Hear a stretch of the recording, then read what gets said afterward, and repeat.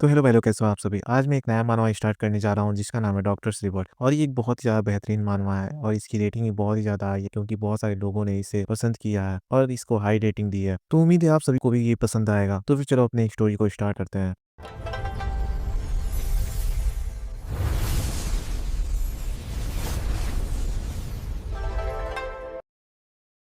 Story की शुरुआत होती है, देखते हैं हम अपने एमसी को जो कि एक वॉरफेयर में फंसा हुआ होता है और वो एक डॉक्टर होता है। वो कुछ लोगों की जान को बचा रहा होता है। वो बोल रहा होता है कि आखिरकार कैसे मैं यहाँ पे आके फंस गया। मैं बस केवल अपने उस को वर्कर की वजह से यहाँ पे आया हूँ जो कि मुझे इंसिस्ट कर रहा था यहाँ पे आने के लिए। तभी वही पहले का सीन दिखाया जाता है जहाँ पे उसका को वर्कर उसे बोल रहा होता है कि हे डॉक्टर जिन, मेडिकल वॉलंटियर के ऑर्डर डिस्पैच हो चुके हैं, तो फिर चलो हम दोनों साथ में चलते हैं। तुम चल रहे हो ना मेरे साथ। और हाँ, यहाँ हमारे एमसी का नाम जिन होता है। जिन उससे बोलता है आखिर मैं वहाँ पे जाऊँ क्यों, जबकि हमें जहाँ भी जाना है काम तो एक ही करना है। तभी वो अपने मन में बोल रहा होता है, या फिर वो जहाँ पे फंसा होता है वहां से बोल रहा होता है कि लेकिन अगर ध्यान से देखा जाए तो उसके साथ जब भी मैं रहा हूँ मेरा कोई भी काम सही से नहीं गया है। इधर वो बंदा उससे बोल रहा होता है कि ये हमारे लिए एक एक्सपीरियंस के तौर पे होगा और इसीलिए मैं तुम्हारे नाम अपने साथ साइन साइन इन कर रहा हूँ। इधर जिन उससे बोल रहा था कि ये मैं नहीं जा रहा। आखिर किसने ही सोचा था कि मैं जहाँ पे आया था वहां पे एक वॉर छिड़ जाएगी। डैम, ये सिविल वॉर। यहाँ पे अब कोई भी जगह नहीं बचा जहाँ पे हम लोग मरीजों को लिटा सकें। इधर हम देख रहे होते हैं कि हर जगह लाश ही लाश लेटी हुई होती है जहाँ वो ट्रीट कर रहा होता है कुछ बंदों को। सिचुएशन को देखते हुए एक डॉक्टर के रूप में मेरे से जितना हो सका मैंने उतना किया। इधर वो एक बंदे को ट्रीट कर रहा होता है, तभी वो चिल्लाते हुए बोल रहा होता है क्या हमारे पास और भी ज्यादा हेमोस्टेटिक है। दूसरा बंदा बोलता है कि नहीं, जो मैंने तुम्हें अभी दिया वो ही आखिरी था। इधर जिन अपने से बोल रहा होता है कि मैं एक डॉक्टर हूँ और एक डॉक्टर होने के तौर पे तभी हम देखते हैं कि आवाज आती है जहाँ पे कोई बोल रहा होता है कि रेबल्स यहाँ पे आ चुके हैं। जिन बोलता है क्या वो सभी आ गए, आखिर अब हम क्या करेंगे। तभी हम देखते हैं वो जिस टेंट में बैठा हुआ होता है वहां पे एक सोल्जर आ चुका होता है। इधर वो एक औरत और उसके बच्चे को प्रोटेक्ट कर रहा होता है और उस सोल्जर ने अपने गन को उसकी तरफ तान हुए रखा होता है। तभी हम देखते हैं वो फायर करने के लिए उसकी तरफ आगे बढ़ जाता है और इसका आभास जिन को भी हो चुका होता है। तभी वो उन दोनों के सामने आ चुका होता है और वो जितनी भी गोलियां मारता है सोल्जर जाके उसके शरीर पे लगता है। वो बोलता है उस समय पर मेरे को जो सही लगा मैंने वो किया। और देखते ही देखते उसकी आंखें धीरे धीरे बंद होना चालू हो चुकी होती हैं और वो छोटा बच्चा बार बार उसे डॉक्टर डॉक्टर चिल्लाया जा रहा होता है और उसकी आवाज भी धीरे धीरे फेड हो चुकी होती है। इधर उसको फील हो रहा होता है कि वो एक गहरे समुद्र में डूबे जा रहा है। वो बोल रहा होता है कि ये पेन ये बहुत ही ज्यादा दर्दनाक है। ऐसा लग रहा है कि मेरे शरीर में हजारों सुइयां चुभा दी गई हैं, मैं गिर रहा हूँ। क्या क्या मैं मर गया। तभी उसकी अचानक से आंखें खुलती हैं और वो खुद को एक जंगल में पाता है। वो भी बोलता है क्या एक जंगल। वो बोल रहा होता है कि आखिर मैं कहाँ पे हूँ और आखिर मैं लेटा क्यों हूँ। तभी वो अपने हाथों को देखता है और बोलता है ये तो किसी बच्चे के हाथ है, ये ब्लड। अरे हाँ, मैं तो उस समय मर गया था। तो फिर आखिर ये कौन सी जगह है और मैं आखिर एक बच्चा क्यों हूँ। तभी वो अपने सामने की नजारे को देखता है और कुछ देख के बहुत ही ज्यादा हैरान हो चुका होता है। वो अपने सामने देखता है बहुत सारी लाशों को जो कि जमीन पे पड़े हुए होते हैं। वो बहुत ही ज्यादा हैरान हो चुका होता है और अपने गालों को पिंच करते हुए बोल रहा होता है क्या ये कोई सपना है। ये तो कोई मूवी का सेट भी नहीं हो सकता क्योंकि ये ब्लड सेंट इतना ज्यादा स्ट्रांग है कि इसे नकल करना बहुत ही ज्यादा कठिन होता है। तभी वो एक बंदे के पास जाता है। वो बोल रहा होता है तो ये तो एक रियल पर्सन का लाश है, इसको तो एक सिंगल स्ट्राइक से ही कट कर दिया गया है और ये एक बहुत ही ज्यादा शार्प वुंड है। आखिर किस तरीके का स्वॉर्ड इससे स्लैश किया होगा इस पर्सन को। इनकी ये बॉडी जिसपे बुलेट्स के भी निशान नहीं है और इनके ये अजीब क्लोथ्स, ये तो देखने से ऐसा लग रहा है कि मैं किसी मुरीम वर्ल्ड के अंदर आ चुका हूँ। तभी वो लंबी सांसें छोड़ा और बोलता है अभी के लिए मुझे शांत हो जाना चाहिए और शांति से सिचुएशन के बारे में सोचना चाहिए। ये ना तो कोई डिजर्ट है और ना ही वो जगह कोरिया जहाँ पे मैं मरा था, और उससे भी ज्यादा मैं इस समय एक यंग चाइल्ड के बॉडी को पोजेस किए हुए हूँ। तभी उसकी नजर उन वैगन्स की तरफ जाती है और बोल रहा होता है कि वो तीनों के तीनों वैगन्स पूरी तरह खाली हैं। क्या इन सभी को किसी रोग या लुटेरे द्वारा लूट लिया गया था या फिर कुछ ऐसा ही।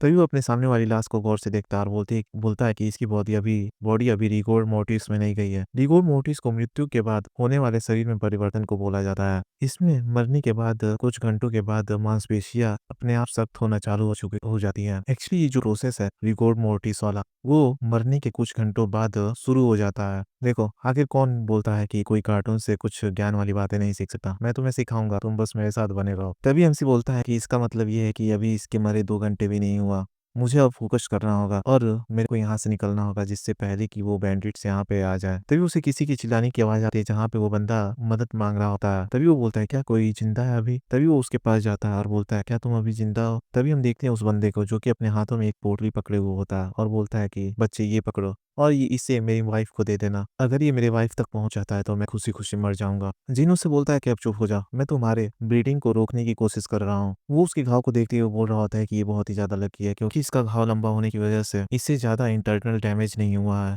इसने पहले से ही बहुत ही सारा ब्लड लॉस कर दिया है। मेरे को किसी तरह से इसे बैंडेज करना होगा। तभी वो अपने आस-पास देखता है और उसको उसकी पोटली दिख जाती है। वो उस पोटली से सारे पैसे और वहाँ पे किसी बच्चे के शूज़ भी दिखाई दे रहे हैं और वो उसको निकाल देता है। यहाँ पे अगर मेरे को कुछ भी मिल जाता है तो मेरे लिए काफ़ी होगा। जैसे देखते हैं वो पोटली में से सिक्के और बाकी सामान गिरते हैं, वैसे ही एक सुई धागा भी गिरता है जिसमें एक नीडल लगा होता है। वो बोलता है कि हाँ, मैंने ढूँढ लिया। वो उस नीडल को लेता है और उसमें धागे को लगाना चालू कर देता है। तभी वो उस बंदे से बोलता है ये थोड़ा हर्ट करेगा, लेकिन तुम्हें इसे बर्दाश्त करना होगा। तभी हम देखते हैं कि उसके घाव को वो स्टिचेज़ करना चालू कर देता है और देखते ही देखते उसने परफेक्टली अपना काम कंप्लीट कर दिया होता है। वो खुश होते हुए बोल रहा होता है कि सब कंप्लीट हो गया, तुमने बहुत ही अच्छा काम किया। तभी वो बंदा बोलता है कि तुम्हारा शुक्रिया। जिन उससे बोलता है कि अब इससे ज़्यादा मैं तुम्हारे लिए कुछ नहीं कर सकता। अभी मैं बिना हाइजीन को देखे ये ट्रीटमेंट कर रहा हूँ तो इसीलिए तुम्हें इन्फेक्शन हो सकती है। जिन बोलता है हालाँकि इस समय मैं हेवेंस पे भरोसा नहीं कर रहा बल्कि हस्बैंड के उस विल पे भरोसा कर रहा हूँ जो कि जिसके पास उसकी प्रेग्नेंट वाइफ है और उसका घर पे वो इंतज़ार कर रही है। तभी सीन कुछ देर बाद का शिफ्ट होता है। हम देखते हैं वहाँ पे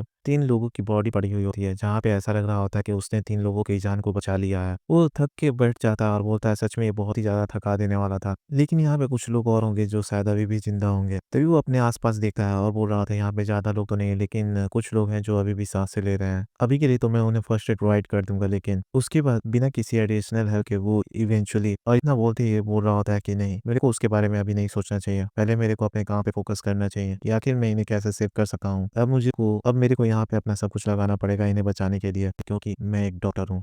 तभी सीन शिफ्ट होता है, हम देखते हैं वो एक दूसरे बंदे को ट्रीट कर रहा होता है। वो बोल रहा होता है इसने बहुत ही ज़्यादा खून अपना लॉस कर दिया है। इधर जिनके फेस को देखने से ही समझ में आ रहा था कि वो कितना ज़्यादा थक चुका है। तभी वो बोलता है मैं इसे बचा नहीं पाऊँगा। वो थक के खड़ा हो जाता है और बोल रहा होता है कि बेसिक इमरजेंसी केयर का सबसे मूल बात वो होता है जहाँ पर हम सोच समझ के काम करें कि आखिर वो कौन बंदा है जो मर सकता है और कौन है जो जी सकता है। तभी वो दूसरे बंदे के पास जाता है उसे ट्रीट करने के लिए और बहुत ही लंबी ट्रीटमेंट के बाद यहाँ पे उसने 3 बंदों को बचा लिया होता है। वो बोल रहा था कि बेयरली मैं यहाँ पे 3 लोगों को बचा पाया। तभी वो थोड़ा-सा सैड होते हुए अपनी मुट्ठी को भींचता है और बोलता है अगर मेरे पास कुछ सही की इक्विपमेंट्स होते तो फिर मैं। तभी उसकी नज़र एक कपड़े की तरफ जाती है। वो उस कपड़े को उठाता है और बोलता है क्या लाउड ड्रैगन सिक्योर डिलीवरी, आखिर ये क्या है? हमें सिक्योर डिलीवरी ग्रुप के बारे में बताया जाता है। वो एक ऐसा ग्रुप है जिसे जो कि प्रोडक्ट्स को डिलीवर करता है और उसके असली प्राइस को हासिल करने के लिए। तभी वो अपने मन में बोलता है लेकिन ऐसे ग्रुप तो जनरली मुरीम नॉवेल्स में ही देखने को मिलते हैं। अगर ये सच में एक मुरीम वर्ल्ड है तो ये सभी लोग भी सिक्योर डिलीवरी ग्रुप से ही होंगे और रेस्क्यू टीम भी कभी भी आती ही होगी। तभी हम देखते हैं वो एक क्लास के पास जाता है और वहां से किसी के शॉर्ट को निकाल लेता है। तभी उस शॉर्ट पे पत्थर घिसना चालू कर देता है जिससे कि चिंगारी निकलती है और पत्तों में आग लग जाती है। वो उसे देख के बहुत ही ज्यादा खुश हो चुका होता है और बोल रहा होता है कि जैसा कि मैंने आर्मी से सीखा था, लगता है कि आज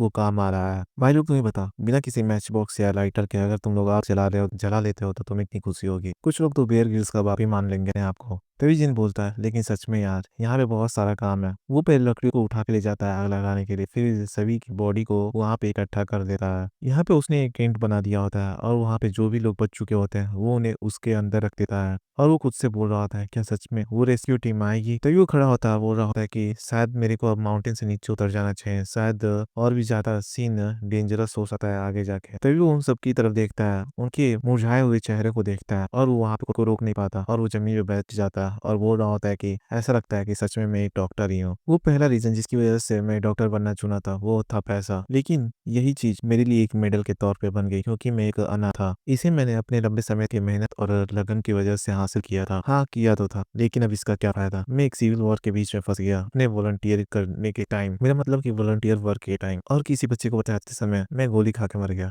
तभी अचानक से उसे किसी की आवाज सुनाई देती है। वो हैरान होते हुए बाहर की तरफ देखता है और बोल रहा था क्या ये वुल्फ्स हो सकते हैं। वो बोल रहा था कि नहीं, ऐसा पॉसिबल नहीं हो सकता। तभी वो थोड़ा सा डरते हुए बोल रहा था वैसे ये इम्पॉसिबल भी नहीं हो सकता क्योंकि ये मोरी वर्ल्ड है। अगर यहाँ पे बैंडिट्स हो सकते हैं तो फिर वुल्फ्स भी हो सकते हैं। तभी वो कपड़े को पकड़ते हुए रोते हुए बोल रहा था चलो भी क्लाउड सिक्योर ड्रैगन डिलीवरी, अब जल्दी करो। एक सेकंड रुको, क्लाउड ड्रैगन सिक्योर डिलीवरी, ये तो कुछ फैमिलियर साउंड कर रहा है। अरे हाँ, ये तो वही सुप्रीम डीमन किंग्स है। अब यहाँ पे शायद कोई नोवेल होगा या फिर कुछ होगा जो कि हमें बताया नहीं जाता। तभी हम देखें उसे अचानक से किसी की आने की आवाज सुनाई दे रही होती है। तो ये बोल रहा होता है कि ये क्या, आखिर ये क्या हो रहा है। इधर हम देख रहे होते हैं बहुत सारे घोड़े उधर की तरफ ही आ रहे होते हैं। वो बोल रहा होता है कि इधर तो कोई आ रहा है। वो अपने एक छोटे से टूटे-फूटे स्वॉर्ड को लेके खड़ा हो जाता है। वो बोल रहा होता है कि ये रेस्क्यू टीम है या फिर वो बैंडिट्स। तभी वो उन फ्लैग्स को देखता है और वो होता है ये तो क्लाउड्स ड्रैगन सिक्योर डिलीवरी है। फाइनली रेस्क्यू टीम आ ही गई। फाइनली मैंने खुद को और इन पेशेंट्स को दोनों को सेव कर लिया।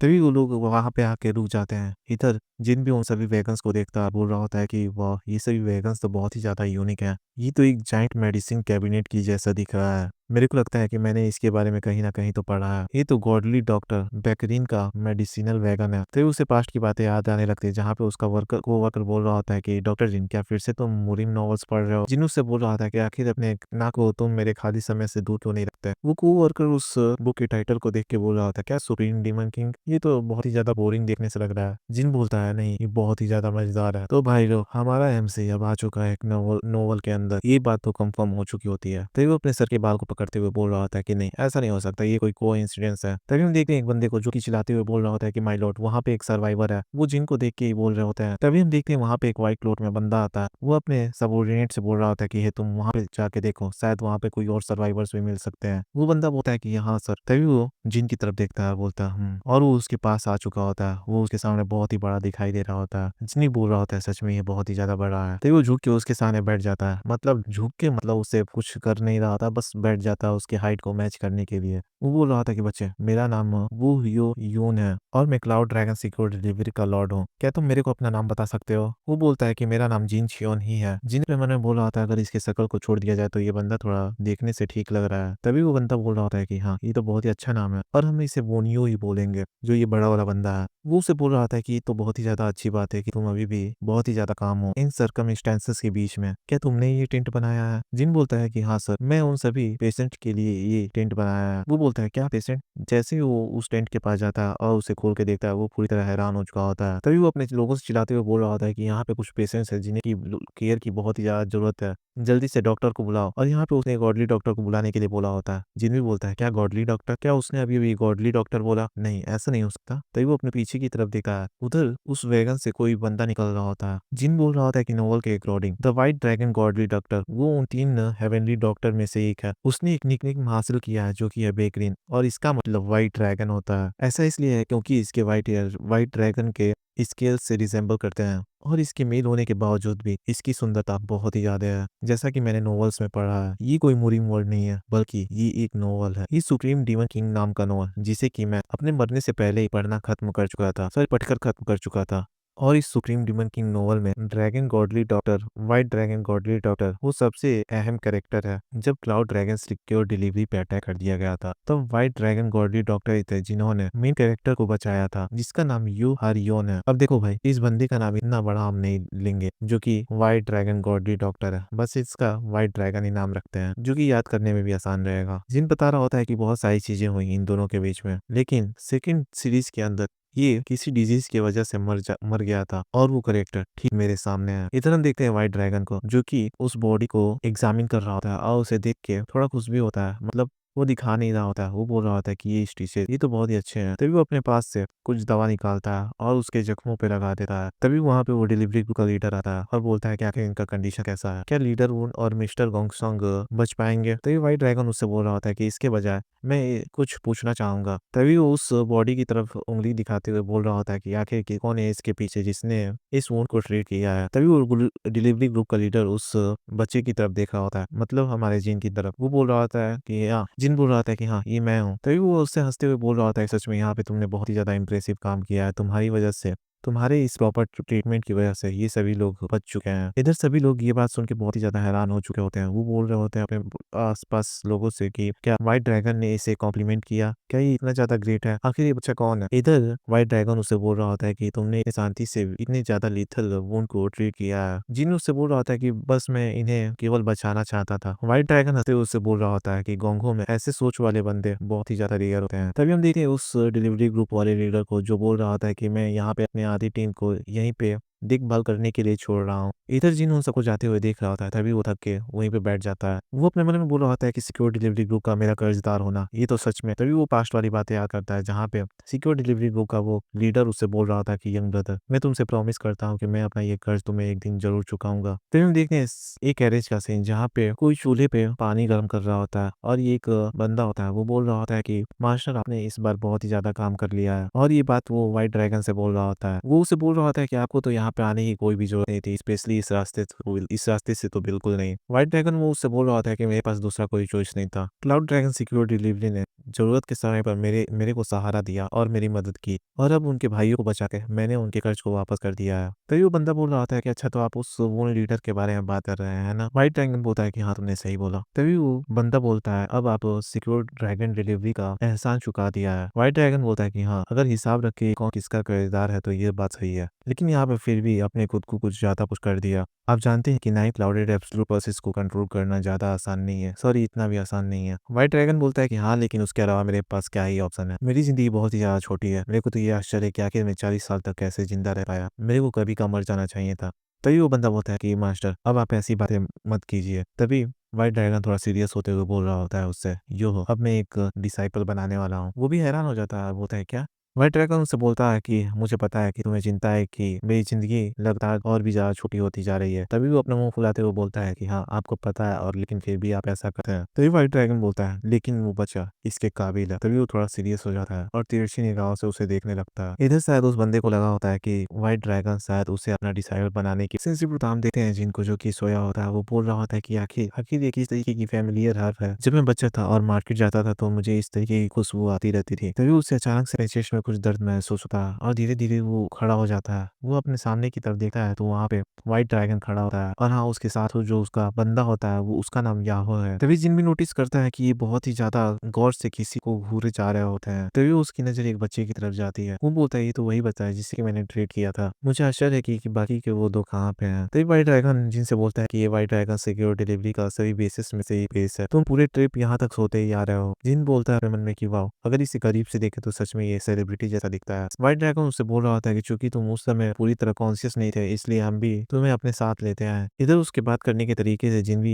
इम्प्रेस हो चुका होता है, वो अपने मन में बोल रहा होता है कि इस तरीके से मेरे जैसे बच्चे के साथ ऑनर के साथ बात करना, सच में ये बहुत ही ज्यादा वेल एजुकेटेड है। व्हाइट ड्रैगन उससे बोल रहा होता है कि अगर ये तुम्हारा फर्स्ट एड ट्रीटमेंट का क्विक रिस्पॉन्स नहीं होता तो लगभग सभी लोग मारे जाते हैं। हालांकि उन्हें मैंने फिनिशिंग टच दे दिया है, लेकिन ये कहना ज्यादा नहीं होगा कि तुमने उससे उन सबकी जान बचाई है। जिन भी बोलता है अपने मन में, वाह, सच में रिलीफ की बात है। व्हाइट ड्रैगन उससे बोल रहा होता है कि यहाँ पे और कोई दूसरे साइड इफेक्ट्स भी देखने को नहीं मिले हैं। तुमने तुमने white cloud dragon secure delivery और नोबल ट्राइब दोनों के ऊपर अपना कर्ज चढ़ा दिया है। तभी वो हैरान हो जाता है और बोलता है, क्या नोबल ट्राइब? तभी व्हाइट ड्रैगन बोलता है कि हाँ, क्या तुम्हें याद है कि जब तुम उन सभी लोगों को सेव किए थे, उनमें से एक लेडी थी जिनके वेस्ट के ऊपर स्वॉर्ड से अटैक हुआ था। वो बोलता है कि हाँ, वो नोबल ट्राइब की एक डॉटर है, और वो क्लाउड ड्रैगन सिक्योर डिलीवरी के साथ काम कर रही थी क्योंकि वो खुद को ट्रेन करना चाहते थे। अगर तुम वहां पे नहीं होता। इधर जीना ने मन में बोल रहा था, ये तो वही ट्राइब है जो कि उन नोवेल्स में लिखा हुआ था। क्या ये उन नोबल ट्राइब में से किसी एक हेड की बेटी है?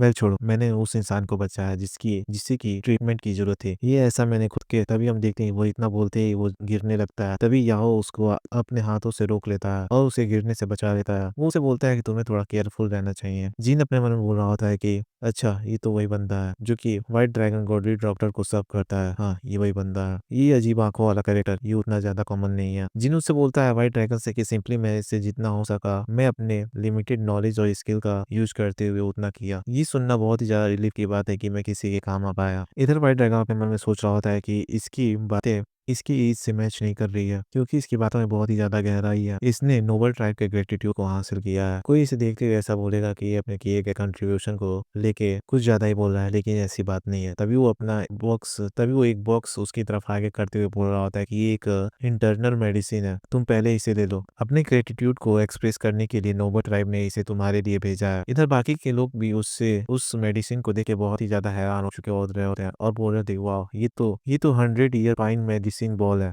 एक ऐसे पाइन ट्री को काटना जो कि एक स्पेशल लोकेशन पे ग्रो हुआ हो, और फिर उसके रूट से उसके सेप से एक मेडिसिन बॉल बनाना। ऐसा बोला जा सकता है कि ये मेडिसिन बॉल अपने अंदर 100 ईयर पाइन ट्री की लाइफ फोर्स को समाये हुए है। तभी जिन उसके पास जाता है, उसे गौर से देखने लगता है। वो अपने मन में बोल रहा होता है कि आखिर ये चीज़ क्या है जो कि सभी लोगों को इतनी ज़्यादा हैरान करके रख दी है। इधर व्हाइट ड्रैगन अपने मन में सोच रहा होता है कि नोबल ट्राइब के द्वारा ये भेजने की वजह से यहाँ के सभी लोग पूरी तरह सरप्राइज़ हो चुके हैं। अगर ये बच्चा नहीं होता, तो वो उस नोबल ट्राइब की प्रॉमिसिंग बच्ची ब्लैक ड्रैगन गोंगसॉन्ग योंग वो अपनी लाइफ को खो देगी। नोबल ट्राइब को ऐसा नहीं लगता कि इस बच्चे ने गोंगसॉन्ग के वारिस को बचाया है, बल्कि उन्हें ये लगता है कि उन्होंने ये मेडिसिन बॉल मेरे सम्मान में भेजा है। इधर वो उस बॉक्स को उसके सामने फेस के सामने किए हुए होता है और उसके पास आके बैठ जाता है। अगर उसकी पोजीशन को उस नोबल ट्राइब में कंसीडर किया जाए तो उसके हिसाब से ये भी गिफ्ट उसके सामने छोटा है। दूसरे लोग इस सिचुएशन की गहराई को नहीं समझेंगे। इधर जिन लगातार उसे घूरे जा रहा होता है, वो अपने मन में बोल रहा था, अरे यार क्या ही परेशानी है, मुझे समझ नहीं आ रहा है कि आखिर क्या चल रहा है। यहाँ तक कि मैं ये भी नहीं जानता कि आखिर ये किस तरीके का मेडिसिन है। एटलीस्ट अगर वो लोग मेरे को इसका नाम बता देते तो मैं शायद इसके बारे में गेस कर पाता। लेकिन तभी व्हाइट ड्रैगन उससे बोलता है कि ये मेडिसिन तुम्हारे इंटरनल वुंड्स के लिए बहुत ही ज़्यादा कारगर है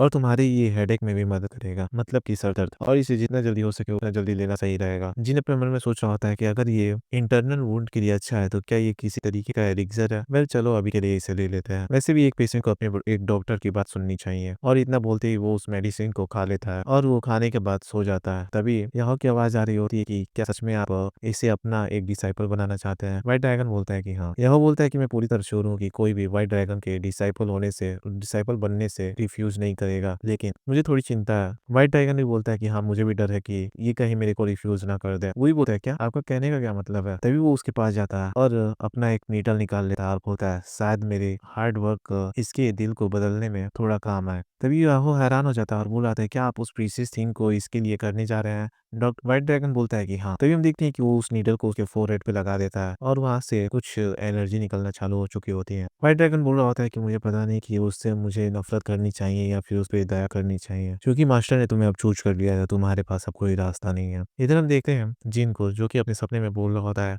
मैंने एक बटरफ्लाई होने का सपना देखा था। वो जोंगजी वाला बटरफ्लाई नहीं, शायद ये किसी तरीके का स्पेशल बटरफ्लाई होगा। वो बोल रहा होता है कि मेरे को एक ऐसा सपना आया था कि मैं एक बटरफ्लाई हूँ और मेरे को किसी पागल द्वारा कैप्चर कर लिया गया है, जो कि मेरे को लगातार नीडल्स चुभोए जा रहा है। उसके सपने में जैसे जैसे उस बटरफ्लाई को नीडल चुभ रहे होते हैं, वही बोल रहा होता है कि हे मत करो, मेरे को दर्द हो रहा है, और वो प्लीज प्लीज बोलने लगता है। वो बोल रहा था कि मैं बस इतना चाहता हूँ कि यहीं पे खत्म हो जाए। और भाई लोग, ये नीडल चुभाने वाला काम आप लोगों ने अब तक समझ ही लिया होगा कि कोई कौन कर रहा था। तभी उसकी आंखें खुल जाती हैं। वो बोल रहा होता है अपने सामने ऊपर की सीलिंग को देख के कि क्या ये वही सेम सीलिंग है जो कि मैं सोने से पहले देखा था। इधर उसकी शक्ल थोड़ा बदल चुकी होती है और बॉडी थोड़ा मस्कुलर देखने में लग रहा होता है। तभी वो बोल रहा होता है कि आखिर ये बदबू कैसी है, ये तो किसी बस सड़ी हुई चीज जैसी महक रही है। तभी वो अपने बॉडी की तरफ देखता है और बोलता है ये क्या, आखिर मैं नंगा कैसे हो गया, और जोर से चिल्लाते हुए बोलता है कि आखिर यहाँ पे क्या चल रहा है। तभी वहाँ पे व्हाइट ड्रैगन आ जाता है और बोल रहा है तो फिर तुम जग गए। वो भी हैरान हो जाता है और बोल रहा होता है क्या व्हाइट ड्रैगन, क्या वो मुझे को पूरी रात नरिश कर रहे थे। तभी हम देखते हैं व्हाइट ड्रैगन आता है और उसे चादर से लपेट देता है। यूजुअली ऐसे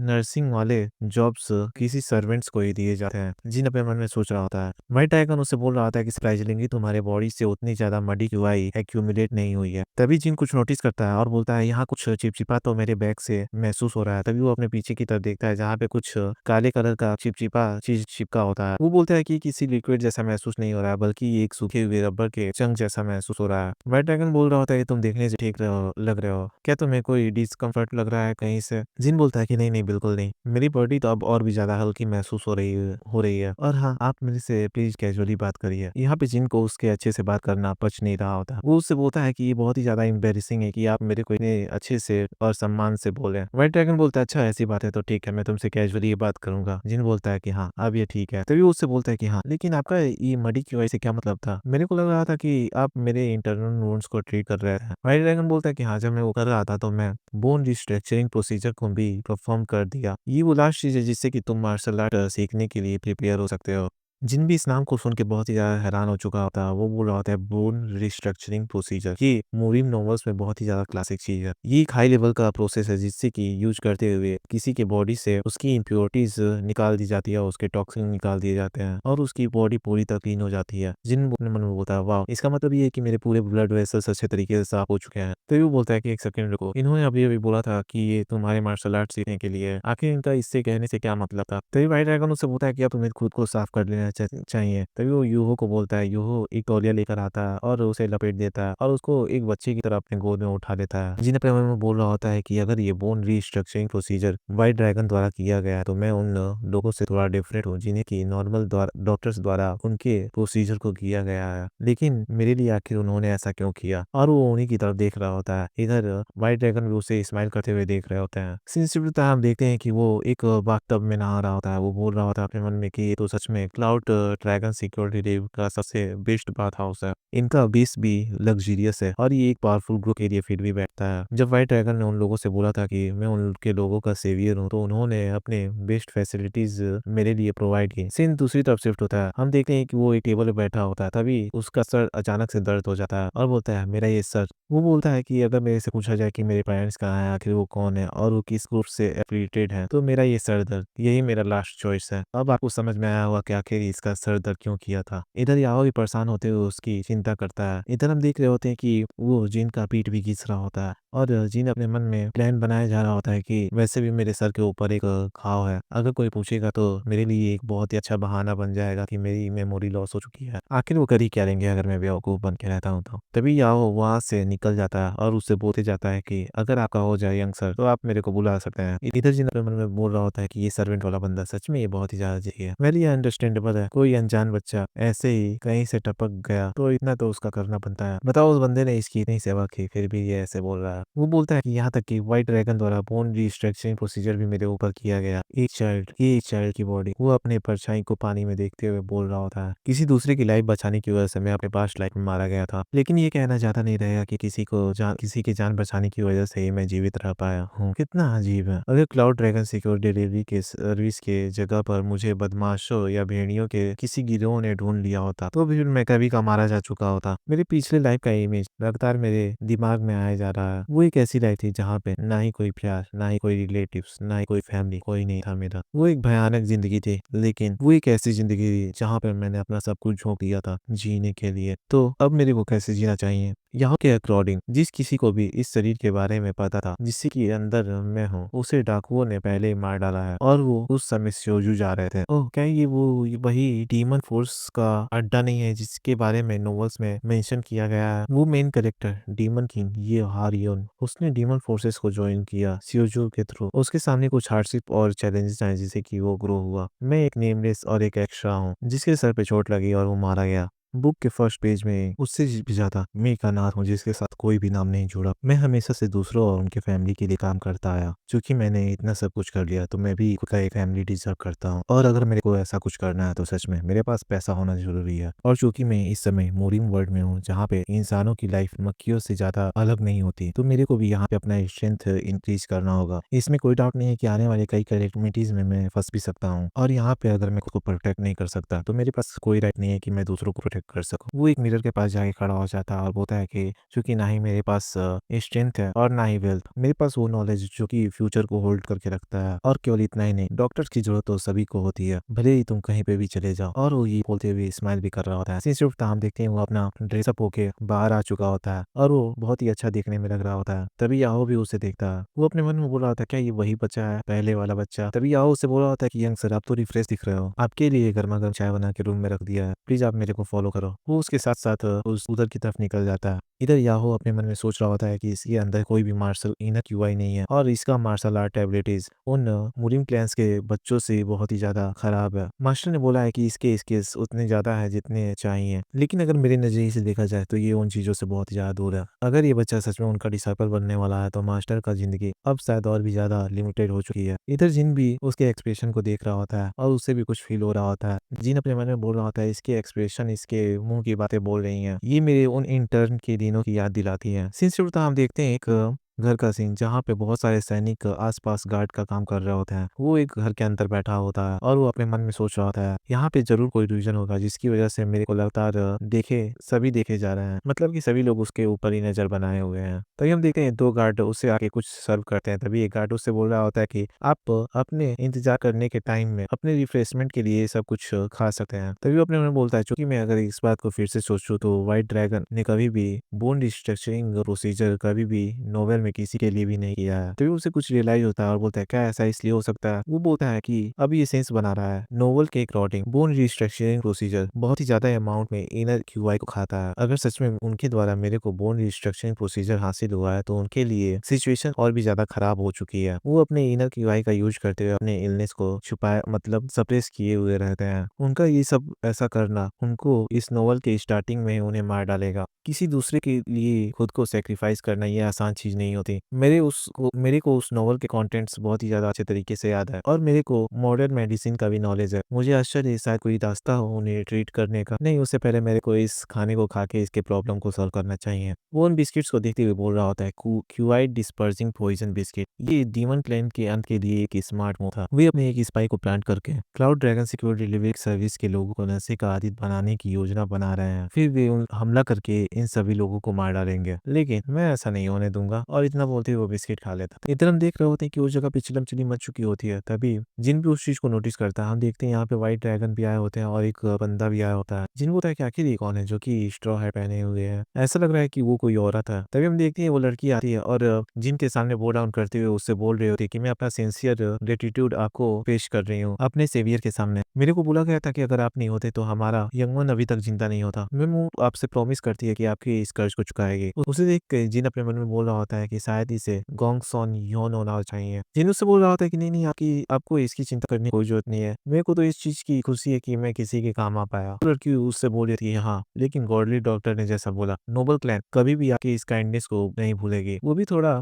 शर्माते हुए बोल रहा होता है कि अगर मेरी जगह पे वहाँ कोई और भी होता तो वो भी सेम ही चीज करता। वो अपने मन में बोल रहा होता है सच में ये मेरी को लगातार इम्प्रेस की जा रही है मेरी तारीफ करते हुए। तो ये उससे बोल रहा होता है कि अरे हाँ, तुम्हें तो मुझसे बात करने के बजाय जाके अपने फैमिली से मिलना चाहिए, ये इससे ज्यादा इंपॉर्टेंट है। तो वो उसे भी याद आता है और बोलते हैं अरे हाँ तो फिर प्लीज ठीक है, अब मेरे को माफ करिएगा, हम फिर से मिलेंगे। और इतना बोलते हुए वो बहुत ही तेजी से वहां से निकल जाती है। इधर जिन की इस व्यवहार से व्हाइट ड्रैगन भी खुश हो रहे होते हैं। जिन अपने मन में बोल रहा होता है कि गोंग सोनियन वो अपने मेन फैमिली में बॉर्न हुई है और वो अपने मेन फैमिली की इकलौती डॉटर है। तलवारबाजी में उसकी प्रतिभा की कमी के कारण मेन फैमिली कई एल्डर्स को वो निराशाजनक लगती है। एक ऐसा उत्तराधिकारी जो अपने परिवार के सीक्रेट टेक्निक्स को भी नहीं सीख सकता। दूसरी ओर गोंग सोंग योंग वो कोलेटर फैमिली की उत्तराधिकारी है और वो पहले से ही अपना नाम बना रही है। देखो इन दोनों के नाम में एच और वाई का ही अंतर है। जो फैमिली की मेन डॉटर है उसका नाम गोंग सॉन योन है जो कि एच से चालू हो रहा है, और जो कोलेटर फैमिली की डॉटर है उसका नाम गोंग सॉन योन है जो कि वाई से चालू हो रहा है। और देखो मैं अभी इनको शॉर्टकट नाम नहीं दूंगा क्योंकि मेरे को मालूम नहीं कि ये कब तक अपीयर होंगे, मतलब कितने बार इस मानवा में अपीयर होंगे। और अगर मैं अभी नाम दे देता हूँ तो मैं बाद में भूल भी जाऊंगा, तो अभी कोई फायदा नहीं है नाम देने का। हालांकि हियोन अपने फैमिली की ब्लैक शीप है। जीन अपने मन में बोल रहा होता है वो अपने यंगर सिस्टर की बहुत ही ज्यादा देखभाल और प्यार करती है। उसके लिए गोंग सॉन योन सभी लोगों से ऊपर है। नोवस के अकॉर्डिंग गोंग सॉन योन को यहाँ पे मर जाना चाहिए था और अपने चचेरी बहन की मौत की वजह से वो बहुत ही ज्यादा भड़क होती है, जिससे कि वो एक अपनी प्यारी बहन की तरह प्यार करती है। तब आगे जाके उसको पता चलता कि आखिर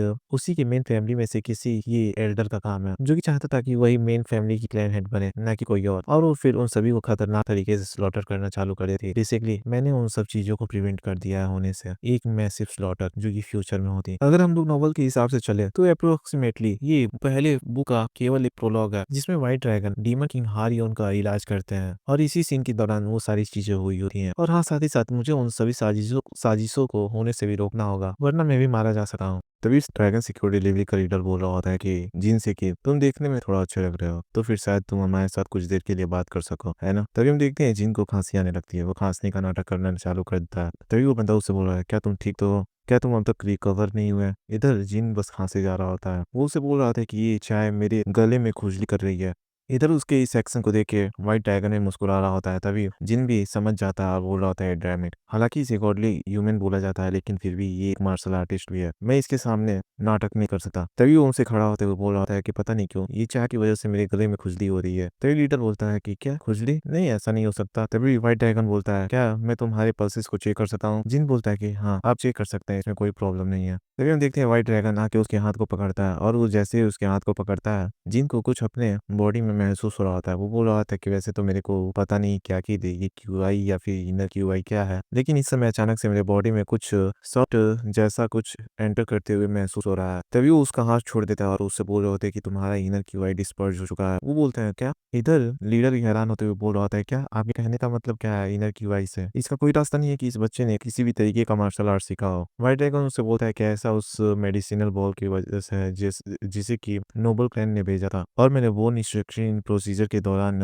उसके बॉडी में थोड़ी मात्रा में ज्यादा एनर्जी डाल दी थी। ये बहुत ज्यादा मात्रा में नहीं था, बस इतनी थी कि अगर उसे ऐसे ही छोड़ दिया जाता तो उसकी सारी एक्स्ट्रा एनर्जी ऐसे ही बेकार हो जाती। इसलिए मैंने फ्यूचर की तैयारी के लिए उसके अंदर फाउंडेशन क्यूआई को बिल्ड किया। इधर लीडर व्हाइट ड्रैगन से बोल रहा होता है क्या ऐसे बच्चे के लिए एलिजर के एब्जॉर्प्शन में सहायता करना क्या ये सही रहेगा, वो भी जिसने कि अब तक कोई भी मार्शल आर्ट तक नहीं सीखा। इधर व्हाइट ड्रैगन अपने मन में परेशान होते हुए सोच रहा होता है कि अगर ये बातें बाहर निकल जाती हैं तो सब कोई मेरे घर के आगे पीछे लाइन लगा देगा। वो सभी चाहेंगे कि मैं उनके भी बच्चे के लिए ऐसा ही कुछ करूं। व्हाइट ड्रैगन उससे बोल रहा होता है कि मैं क्लाउड ड्रैगन सिक्योरिटी का बहुत ही ज्यादा आभारी हूँ। अगर मुझे सही से याद है तो आपका पोता भी जल्दी मार्शल आर्ट सीखेगा। जिन भी उनकी बातें सुन रहा होता है और बोल रहा होता है कि जैसा कि व्हाइट ड्रैगन से एक्सपेक्ट किया जा सकता है, वो लीडर के ग्रैंडसन को भी कंसीडर कर रहे हैं। सच में ये इस एरा के सबसे राइटियस्ट डॉक्टर है। इधर व्हाइट ड्रैगन लीडर से बोल रहे होते हैं कि ऐसा लगता है कि उसके बॉडी में क्यूआई डिस्पर्जिंग पॉइजन चला गया है। तभी वो लीडर बहुत ही ज्यादा गुस्सा करते हुए बोल रहा होता है क्या क्यूआई डिस्पर्जिंग पॉइजन? आखिर कौन है जो कि इस तरीके का पॉइजन इस बच्चे को खिलाया है? Cloud dragon secure delivery service अपने सेवियर को कभी भी इस तरीके से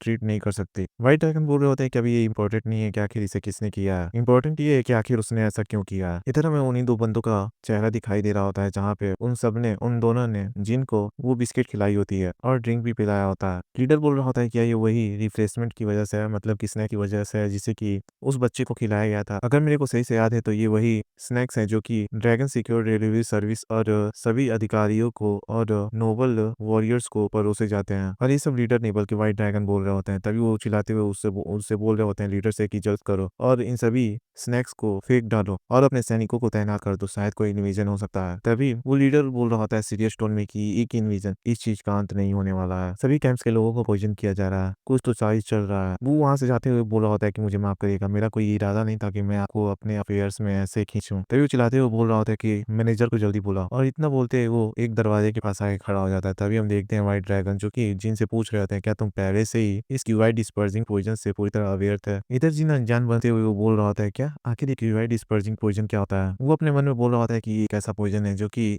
स्केटर कर देता है इनर क्यूआई को, और ये स्वादहीन और रंगहीन होता है। मैं उस समय बता तो नहीं पाया, कंफर्म तो नहीं था कि आखिर उसमें पॉइजन है कि नहीं उस बिस्किट में, लेकिन मेरे को मालूम था और उसके अलावा मेरे पास चॉइस भी नहीं था, इसलिए मैंने उसे पूरा खा लिया, ये उम्मीद करते हुए कि इससे कोई ना कोई कंटामिनेट जरूर होगा। मेरे लिए क्यूआई डिस्पर्जिंग पॉइजन से अफेक्टेड होना बहुत ही ज्यादा आवश्यक था। वो हंसते हुए बोल रहा होता है कि सच में एक इंसानी मुहैया बने बहुत ही ज्यादा लंबा समय हो गया। चिकित्सा बलिदानों से पोषित होता है और विकसित होता है। अगर पीछे मुड़कर देखो तो मैंने बहुत सारे अपने कोवर्कर्स को एक गिनी पिग के तौर पे यूज किया था। वो हंसते हुए बोल रहा था प्रोग्रेस हमेशा प्रोग्रेस ही होती है, भले वो चाहे कितनी छोटी क्यों ना हो। सीन से उठता हम देखते हैं वो सभी एक जगह पे खड़े हुए होते हैं। तभी व्हाइट ड्रैगन जिन को देखते हुए बोल रहे होते हैं कि भले ही ये एनर्जी को डिस्पर्स करता हो लेकिन जहर तो जहर है, ये जानते हुए भी अपने मर्जी से उसे कभी नहीं लेता। तभी वो हंसते हुए उससे बोल रहा होता है कि अगर इन्वेस्टिगेशन के बाद ड्रैगन सिक्योरिटी डिलीवरी सर्विस को कुछ पता चला तो यहाँ पे मैं उनका सेवियर नहीं हूँगा, बल्कि यहाँ पे तुम उनके सेवियर हो गए। वो अपने मन में बोल रहे होते हैं कि इस समय मेरे को एक इनोसेंट बच्चे पे प्रेशर डालने में बहुत ही ज्यादा पूरा महसूस हो रहा है। तभी वो उससे बोलते हैं चलो थोड़ी देर में बैठ के बात करते हैं, उसके बाद सब कुछ अपने आप खत्म हो जाएगा, और वो मुस्कुराते हुए उसकी तरफ देखने लगते हैं।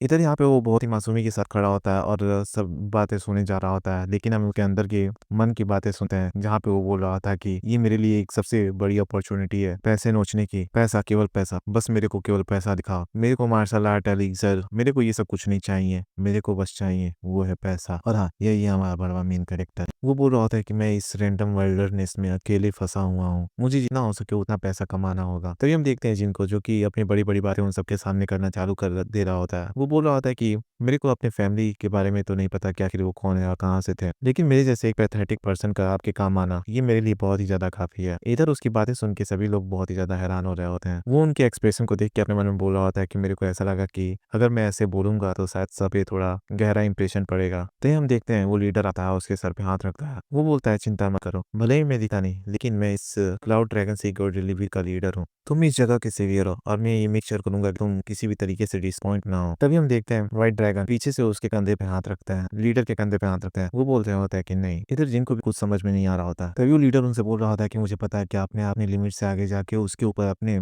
बोन रिस्ट्रक्चरिंग प्रोसीजर कर दिया गॉडली डॉक्टर। लेकिन तभी इधर ड्रैगन हंसते हुए बोल रहे होते हैं कि हाँ हाँ हाँ नहीं, एकदम बिल्कुल नहीं। लीडर उससे बोल रहा होता है कि मुझे समझ नहीं आ रहा कि आपकी ये ना कहने के पीछे क्या कारण है। देखो शायद यहाँ पे इंटेंशन लीडर का ये हो सकता है कि वो उसे अपने फैमिली में शामिल करा ले और व्हाइट ड्रैगन उसे अपना डिसाइपल बनाना चाहते हैं, इसीलिए उसे बार बार ना बोल रहे होते हैं। सीन डॉट का शिफ्ट होता है, हम देखते हैं अचानक से उस जगह पे पूरी तरह धुआं फैल चुका होता है। तभी हम देखते हैं कुछ साइडों में आए हुए बंदों को जो कि उस जगह पे आ चुके होते हैं और सभी तरफ से उस घर को घेर लिए होते हैं। इधर उन सभी असेसिन्स को किसी भी तरीके का हलचल कहीं से भी नहीं देखने को मिल रहा होता है। वो सही बोल रहे होते हैं कि ऐसा लग रहा है कि वो सभी ने क्यूआई डिस्पर्सिंग पॉइजन के साथ साथ वो स्लीपिंग पिल्स भी ले दिए हैं। तो हम देखें एक बंदे के पीछे, एक असेसिन के पीछे उसका सबॉर्डिनेट आ रहा होता है। वो बोल रहा होता है कि सभी एजेंट्स को अपने पोजीशन पे शिफ्ट कर दिया गया है। अभी हम देखते हैं वो मेन असेसिन अपना मुंह खोलते हुए कुछ साउंड वेव निकालना चालू कर देता है अपने मुंह से। है बताया जाता है कि ये एक ऐसी साउंड फ्रीक्वेंसी है जिसे कि क्यूआई एनर्जी के ज्ञान से वंचित लोग इसे महसूस नहीं कर सकते हैं। तभी हम देखें वो आवाज सुनते साउंड फ्रीक्वेंसी सभी असेसिन्स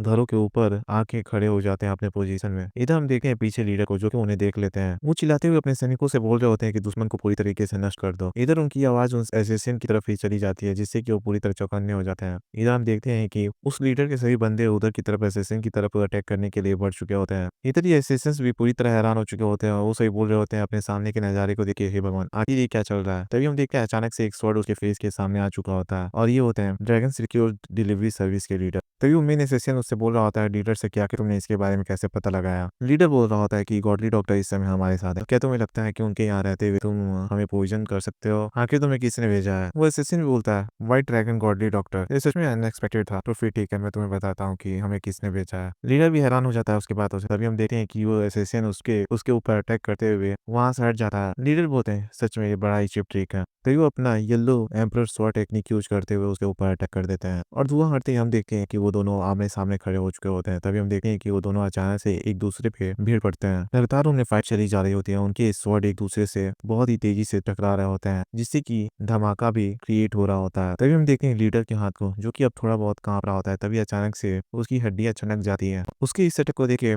लीडर पूरी तरह हैरान हो चुके होते हैं। वो बोल रहे होते हैं क्या वैम्परिक घोस्ट स्वॉर्ड में से क्या तुम डीमन फोर्सेस से आए हुए हो? तभी हम देखते हैं कि वो असेसिन और लीडर दोनों एक दूसरे की तरफ अटैक करने के लिए आगे बढ़ चुके होते हैं और वो एक दूसरे से जाकर टकरा जाते हैं। तभी वहां से एक बड़ा सा ब्लास्ट क्रिएट होता है। इधर लीडर अपने मन में बोल रहे होते हैं जैसा कि वैम्परिक घोस्ट ब्लेड से एक्सपेक्ट किया जा सकता है, ये ब्लेड केवल खून पीता है। इससे कोई फर्क नहीं पड़ता कि अगर तुम किसी डेमोनिक फोर्सेस के पार्ट हो या फिर उस चीज को अपने पर्पज के लिए यूज कर रहे हो। तभी हम देखते हैं कि वो अपना स्वॉर्ड ऊपर की तरफ उठाते हुए उससे बोल रहे होते हैं कि यहाँ पे मेरा केवल एक ही पर्पज है, वो है सभी को बचाना। इधर असिस्टेंट इतने बड़े ओपनिंग को देख के बोल रहा होता है कि तुम फूल, क्या तुम्हें लगता है कि मैं इतनी बड़ी ओपनिंग देख के इसे मिस करूंगा? इधर हम देखते हैं कि उस असिस्टेंट का स्वॉर्ड ठीक लीडर की आंखों तक पहुंचने वाला होता है। तभी असिस्टेंट बोल रहा होता है कि लगता है कि अब मैं मरने वाला हूँ। वो ऐसा इसलिए बोल रहा होता है क्योंकि उसका अटैक ठीक उनके बालों से होके डॉच हो जाता है। इधर हम देखते हैं कि लीडर के स्वॉर्ड में टोर्नेडो जैसी भारी एनर्जी घूम रही होती है। तभी वो अपने स्वॉर्ड का यूज करते हुए उसके ऊपर अटैक कर देते हैं और इस टेक्निक का नाम होता है स्लीपिंग ड्रैगन एसेंशन। इधर हम देखते हैं कि उसकी बॉडी ठीक बीच से आधी कट चुकी होती है। वो मरते मरते बोल रहा होता है कि सच में आखिर ये किस तरीके की स्वॉर्ड स्टाइल है और यहाँ पे उसका गेम बच चुका होता है। तभी लीडर चिल्लाते हुए बोल रहा होता है सभी दुश्मनों को नष्ट कर डालो। तभी हम देखते हैं एक दरिंदे की आंख जो कि किसी दरवाजे से झांक रहा होता है। वो बोल रहा होता है कि यहाँ पे वॉर स्टार्ट हो चुकी है। तभी वो कुछ नोटिस करता है और फिर दरवाजा बंद कर देता है। इधर हम देखते हैं कि उस रूम में एक दूसरा बच्चा भी लेटा हुआ होता है। वो उसे देख के अपने मन में बोल रहा होता है कि ये बच्चा अभी तक जगा नहीं। वो बोल रहा होता है कि अगर मैं ठीक से सोचूं कि अगर इस बच्चे के लाइफ में आगे क्या आने वाला है तो ये ठीक रहेगा कि ये बच्चा ना ही जगे। क्या ये फैंटास्टिक नहीं है कि बहुत सारे लोग तुम्हें मारने के लिए आए, ये पूरी दुनिया एक तरफ हो जाएगी इस बच्चे को केवल मारने के लिए। वो अपने मन में सोच रहा होता है लीडर के बारे में सोच के कि अगर मैं उन सबकी मदद भी नहीं करता तो वो कैसे भी अपनी जीत को हासिल कर ही लेते हैं, लेकिन उसके रिटर्न में बहुत सारे लोगों की जान चली जाती है। ये उन सबकी तरफ एक क्रिटिकल ब्लो होगा क्लाउड ड्रैगन सिक्योरिटी डिलीवरी की तरफ से और ऐसे ही उस ग्रुप के रिलेटेड फालतू की बातें किए जा रहा होता है जो कि बताना कोई इंपॉर्टेंट है नहीं। तभी वो बेड पे आके बैठ जाता है और बोलता है कि ये बच्चा इन सभी चीज़ों के होने के बावजूद ये बच्चा बहुत ही आराम से सो रहा है। तभी हम देखते हैं उस बच्चे को जो कि हाँफना चालू कर देता है और ज़ोर से चिल्लाना चालू कर देता है। इधर जिन भी हैरान हो चुका होता है और बोल रहा होता है कि आखिर इसके साथ क्या दिक्कत है? ये जानवरों की तरह चिल्लाना चालू क्यों कर दिया? क्या मुझे इसे जगा देना चाहिए? नहीं, इसे पहले भी जगाने की कोशिश की गई थी और ये हीला भी नहीं था। जो मैं अभी सामने देख रहा हूँ, ये केवल इसके नाइटमेयर की वज़ह से नहीं हो सकता। ये शायद उस ब्लड की वज़ह से हो जाता है जो कि उस ब्लड का स्मेल अंदर की तरफ आ रहा है। तभी वो कहीं से कुछ खोजना चालू कर देता है और बोलता है डेफ़िनिटली यहाँ पे कहीं न कहीं तो कोई अगरबत्ती रखी ही होगी। तभी वो बोलता है कि हाँ, मैंने उसे ढूँढ लिया। तभी हम देखते हैं वो उस कैंडल को लेता है या फिर वो अगरबत्ती होती है जो भी होता है, वो उसे जला देता है और उससे अलग ही टाइप का स्मेल निकल रहा होता है। वो अपने मन में बोल रहा होता है उसे जला के कि मैं बस ये उम्मीद कर रहा हूँ कि ये उस ब्लड के स्मेल को कवर कर दे, जिससे कि इसका ब्लड लस्ट ट्रिगर ना हो। तभी हम देखते हैं उस बच्चे की आवाज़ें शांत होना चालू हो जाती हैं और वो धीरे-धीरे आराम से सो जाता है। जिन उससे बोल रहा होता है कि बच्चे मेरा तुम पे एहसान रहा। ये गलीचे इंसान शैतानी मुस्कान के साथ बोल रहा होता है कि रिगार्डलेस ये एक मेन कैरेक्टर है, लेकिन मेरे को इसके अच्छे साइड में ही रहना चाहिए। तभी वो अपने बिस्तर पे बैठ जाता है और बोलता है एनीवेज बाहर लोग मरे जा रहे हैं। ऐसा लगता है कि आज की मेरी नींद उड़ने वाली है। सीन बाहर की तरफ दिखाया जाता है जहाँ बहुत सारे लोगों की लाश इधर-उधर बिखरे हुए होते हैं। तभी जिन नोटिस करता है और बोलता है कि इतनी शांति क्यों हो गई? क्या खत्म हो गया सब कुछ? क्या सिचुएशन को संभाल लिया गया है? वो ब्लड की स्मेल और आवाज़ें अब शांत हो चुकी हैं। तभी वो दरवाजे के पास जाता है और उसे हल्के से खोल के देख रहा होता है। इधर हम देखते हैं यहाँ पे बहुत सारे नौकर कहीं की तरफ भाग रहे होते हैं। वो सभी चिल्ला रहे होते हैं कि जल्दी करो, यहाँ बहुत सारे घायल लोग हैं। यहाँ पे जितने भी सारे लोग हैं, उन्हें आने के लिए बोलो। यहाँ पे बहुत सारे पेशेंट हैं हमारे पास। जिन बोलता है क्या सच में सब कुछ खत्म हो गया? इधर वो बोल रहा था कि हे भगवान, इस बार की इवेंट चेंज हो चुकी है ओरिजिनल वाले से, क्योंकि इसमें उतनी ज़्यादा कैजुअलिटीज़ नहीं हुई हैं। क्लाउड ड्रैगन सिक्योर डिलीवरी का ग्रुप बेस पूरी तरह सेफ है। ऑलराइट, तो फिर अब मेरे को क्या करना चाहिए? वो 2 मिनट शांत रहता है, खड़ा रहता है और फिर सोचता है क्या बस बस मेरे को यहाँ पे खड़े होके देखते रहना चाहिए या फिर जाके उसमें कुछ कंट्रीब्यूट करना चाहिए? आखिर मैं क्या चूज़ करूँ? अगर मैं बस यहाँ पे खड़े रहता हूँ और अपने किसी भी स्किल्स को शो नहीं करता हूँ, तो ये मेरे लिए एक सेफ साइड होगा, जिससे कि कोई मेरे को ज़्यादा पहचानेगा नहीं। वैसे भी जब मैं इस बच्चे को ट्रीट कर रहा था, तो मेरे ट्रीटमेंट को लेके उन सबके पास बहुत सारे क्वेश्चन थे। लेकिन अगर मैं जाके उन सबकी मदद करता हूँ, तो शायद मैं उन सबकी जान बचाने में काम आ पाऊँ।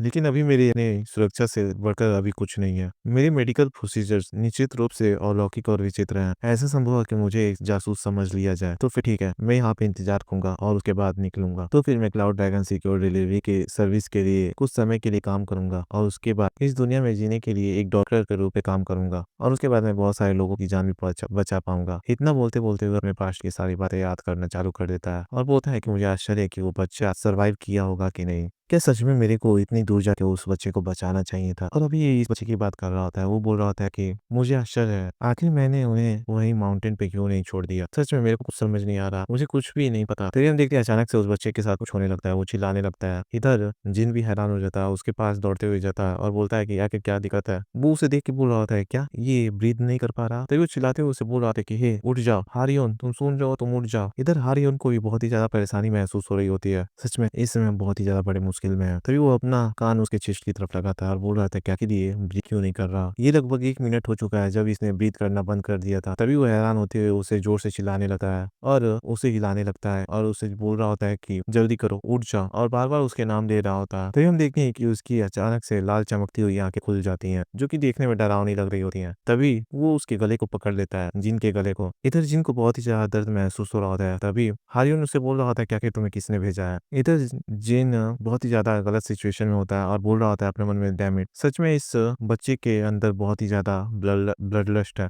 जिन बता रहा होता है कि एक ऐसे पैदाइशी हथियारे को व्यक्ति के रूप में चित्रित किया जाता है जो दूसरे की हत्या करने के मामले में पैदाइशी प्रतिभाशाली होता है। जितनी ही वो हत्याएं करता है वो उतना ही ज़्यादा स्ट्रॉन्गर होता जाता है। जन्मजात हथियारों में मार्शल आर्ट सीखने की अद्वितीय क्षमता होती है, जो कि उन्हें सबसे ज़्यादा ताकतवर बनाता है। ये एक शब्द से स्पष्ट है, वो हेवेंस के द्वारा भेजे गए मर्डरर्स हैं। हालांकि अगर वो इतने ज़्यादा पोटेंशियल को पोजेस किए होते हैं, तो इसके पीछे इसका ड्रॉबैक भी होता है और वो ये है कि वो खुद से अपने एबिलिटी या फिर अपने पागलपन द्वारा कंज्यूम कर लिए जाते हैं। और यहाँ हायन भी उसी मैडनेस को कंटेन किए हुए है, जिसे कि एक मेन कैरेक्टर जैसा कि एक मेन कैरेक्टर से अफेक्ट किया जा सकता है। लेकिन हारियन वो एक मेन कैरेक्टर के तौर पे उस पागलपन को नियंत्रित करना सीखता है और इधर हम देखते हैं कि हारियन ने अभी भी जीन के गले को पकड़े हुए होता है। जीन बोल रहा होता है कि सच में ये बंदा बहुत ही ज़्यादा स्ट्रांग है। मेरे को कोई रास्ता निकालना होगा इससे छुटकारा पाने के लिए। तभी उसकी नज़र उन कैंडल्स की तरफ जाती है और बोल रहा है, अरे हाँ, मैं उन सब के यूज़ तो कर ही सकता हूँ। तभी हम देखते हैं कि वो उस कैंडल को मार के गिरा देता है, जैसे कि वो कैंडल आके ज़मीन पर बिछे हुए कपड़ों में लग जाता है और वहाँ से वो आग पकड़ना चालू कर देता है। और देखते ही देखते वहाँ पे आग पूरी तरह सुलग होता है, जिससे कि उस आग से अलग ही सेंट निकलता है और फिर से वो शांत होना चालू हो चुका होता है। जिन अपने मन में बोल रहा था ये अब शांत हो रहा है, क्या ये इन फ्लेम्स की वजह से हो सकता है? क्या सच में इसके अंदर वो नेचुरल किलर वाला थॉट था जिसकी वजह से ये ऐसे एक्ट कर रहा था? तभी उसकी अचानक से आँख खुल जाती है हारियोन की। वो बोल रहा था कि आखिर मैं कहाँ पे हूँ? मैं तो डेफिनेटली तभी हम देखते हैं कि उसने हारियोन के मतलब कि जिन के हाथ को पकड़े हुए होता है और घबराते हुए उसके हाथ को जोर से खींचता है। तभी जिन अपना हाथ छुड़ाते हुए उससे दूर हट जाता है। इधर वो खांसते हुए बोल रहा होता है कि हे भगवान, मेरे को लगा था कि अब मैं मरने वाला हूँ। तभी हम देखते हैं हारियोन उठ के खड़ा हो चुका होता है और बहुत ही ज्यादा गुस्से में होता है। जिन उसको देख के बोल रहा होता है, ऐसा लगता है कि ये बज़र्क हो चुका है। इसकी आंखें और भी ज्यादा लाल हो चुकी हैं, जैसे कि नॉवेल्स में देखा था मैंने। जितना ही ज्यादा वो खून बहाएगा उतनी ही ज्यादा डिस्ट्रक्शन की भावना उसके अंदर उत्पन्न होगी। इसका ये स्टेंस शायद किसी मार्शल आर्ट टेक्निक के प्रिपरेशन का इंपॉर्टेंट स्टेप है, मतलब कोई स्टार्टिंग स्टेप है। मेरे को कैसे ही पहले इस सनकी को शांत करना होगा। जरूर यहाँ पे कोई रास्ता होना चाहिए। तभी हम देखते हैं अचानक से हारियन उसकी तरफ आगे बढ़ रहा होता है उस पर अटैक करने के लिए, और वो बहुत ही ज्यादा गुस्से में होता है। तभी जिन चिल्लाते हुए उसे बोल रहा होता है कि गांगो का फीवर और ग्रज वो एक ही सिक्के के दो पहलू हैं, और वो बस इतना सुन के ही वहीं पे रुक जाता है। उसकी आंखें नॉर्मल हो चुकी होती हैं। जिन हैरान होता है और बोलता है क्या इसने काम किया? तभी हारियन को उस बात से रिलेटेड कोई चीज याद आने लगती है, जहाँ पे वो देख रहा होता है एक लड़की मरते हुए उसे बोल रही होती है कि गांगो का फीवर और ग्रज दोनों एक ही सिक्के के दो पहलू हैं। चाहे एहसान हो या दुश्मनी, दोनों रक्तपात को ही जन्म देते हैं, इसलिए दोनों से दूर रहो। और हाँ प्लीज, जैसे मैंने जिया वैसे तुम मत जीना।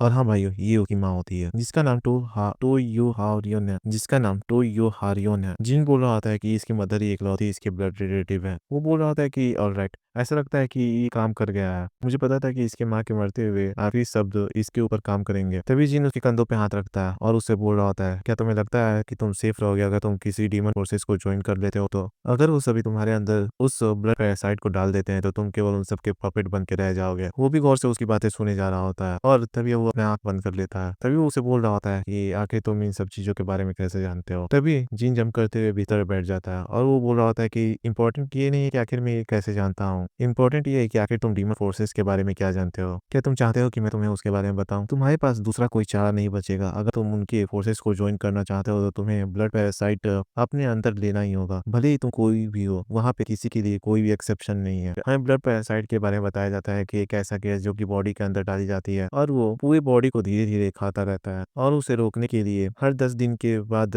एक मेडिसिन बॉल लेना पड़ता है, जो कि बहुत ही ज्यादा जरूरी होता है, और वो केवल डीमन फोर्सेस द्वारा ही प्रोवाइड किया जाता है। और अगर वो मेडिसिन टाइम पे ना लिया जाए तो वो सभी पैरासाइट्स तुम्हारी बॉडी के अंदर बहुत सारे अंडे पैदा मतलब निकाल देंगे, जिससे कि तुम्हारी पूरी बॉडी फट जाएगी। और हाँ, अगर क्या हो कि अगर मैं तुमसे बोलूं कि मैं जानता हूँ कि कैसे उस ब्लड पैरासाइट को अपने बॉडी से निकालते हैं, तभी हारियन उससे बोलता है कि आखिर तुम कौन हो और आखिर तुम इन सभी चीजों के बारे में कैसे जानते हो? जिन बोलता है कि मुझे आश्चर्य है, लेकिन अभी इस समय ये मैटर नहीं करता कि आखिर मैं कौन हूँ और ये सब कैसे जानता हूँ। मेरे को बस ये मालूम कि तुम अभी क्या चाहते हो। वो दोनों एक दूसरे की तरफ घूरते हुए देख रहे होते हैं। तभी हारियन उससे बोल रहा था कि क्या तो तुम भी चर्च के पीछे पड़े हुए हो? आखिर तुम किस क्लैन से हो?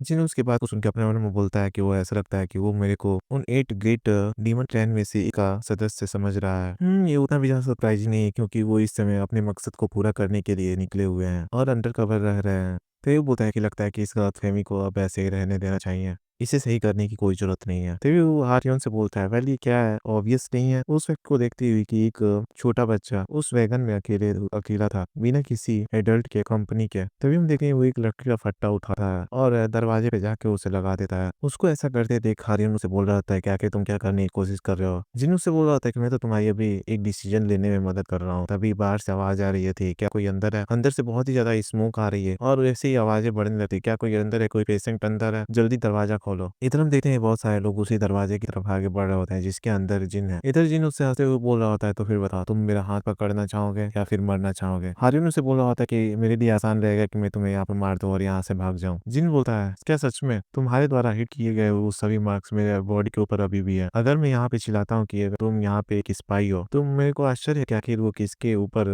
भरोसा करेंगे। इधर बाहर से अभी भी दरवाजा खोलने के लिए चिल्लाने की आवाज आ रही होती है। हारियन उसे बोलता है कि मेरे को अब याद आ रहा है, वो तुम ही थे जिसने कि मेरे को उठाया और मेरे को ट्रीट किया जब मैं पूरी तरह अनकॉन्शियस था। मैंने सोचा था कि ये कोई सपना था, क्योंकि मेरी कॉन्शियसनेस स्थिर नहीं रहती। लेकिन लगता है कि सच में ये रियल था, और ऐसा लगता है कि तुम्हारे पास तुम्हारे कोई अल्टीरियर मोटिव्स भी हैं। जिन बोलता है, वेल अगर ऐसी बात भी है तो फिर तुम क्या करने वाले हो? इधर वो अपने मन में बोल रहा होता है कि एक्चुअली मेरे को उस समय कोई भी आइडिया नहीं था कि तुम कोई डीमन किंग हो या फिर नहीं। बात बहुत ही सिंपल सी है। मेरे सामने उस समय एक पेशेंट पड़ा था जिसको ट्रीटमेंट की जरूरत है, और उसे मैंने वो ट्रीटमेंट प्रोवाइड किया। जिन उससे बोल रहा होता है कि ये रूम जल्द ही जल्द फायर से पूरी तरह भर जाएगा, अपने डिसीजन को बनाओ, मतलब डिसीजन को लो। वो उसकी तरफ घूर रहा होता है, तभी वो अपने दांत भींचते हुए बोलता है, अच्छा ठीक है, हम फोर्सेस को ज्वाइन करेंगे, मतलब कि एक साथ काम करेंगे। जिन उसके डिसीजन को सुन के अपने मन में बोलता है, तो फिर ठीक है, चलो कि ये मान गया। तभी हम देखते हैं कि वो दरवाजा खुल जाता है और वहां से सभी लोग आ चुके होते हैं। वो चिल्ला रहे होते हैं कि यहाँ पे एक यंग पेशेंट है। तभी हम देखते हैं जिनको, जो कि नौटंकी करते हुए उन सब की तरफ आ रहा होता है रोते हुए। वो चिल्ला रहा होता है कि प्लीज मेरी मदद करो, और वो मम्मी मम्मी चिल्लाते हुए आके किसी के कमर को जोर से पकड़ लेता है। वो सही बोल रहे थे कि ओ नो, लगता है कि ये बहुत ही ज्यादा डर चुका है। डोर को अंदर से लॉक करना एक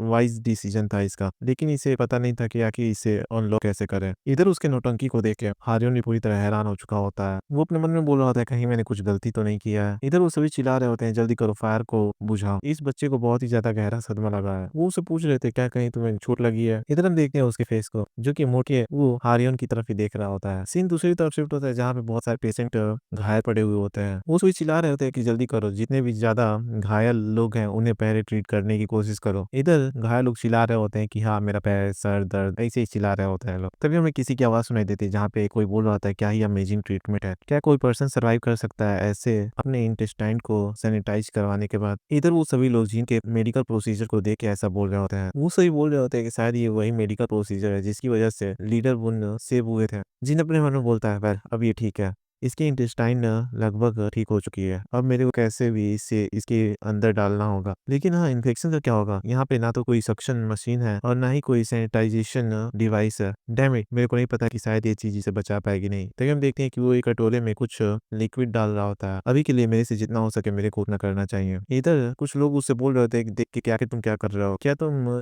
इस इंटेस्टाइन को वापस डालने वाले नहीं हो? तभी वो देखते हैं कि जिन उस कपड़े को मेडिसिन और अल्कोहल दोनों में गीला कर रहा होता है।